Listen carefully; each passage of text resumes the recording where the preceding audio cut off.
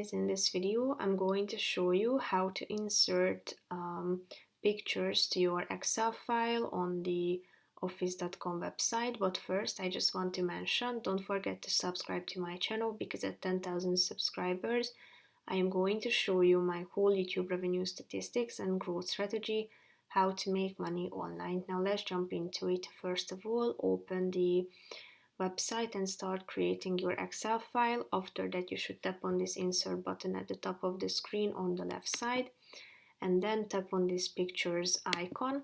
And here you have three options. You can either select a photo from your device, or you can choose from the stock images or the Bing pictures. If you tap on the second option, you can use keywords by typing them into this search bar, and then you can search for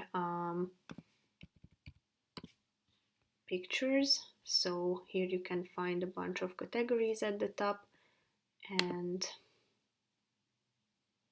after finding the picture that you would like to insert, all you have to do is just simply tapping on the picture, and then it will be inserted automatically. So tap on insert, and here you can find it. You can position it within your cells and columns. So that's pretty much it for this video, guys. See you in the next one. Bye bye.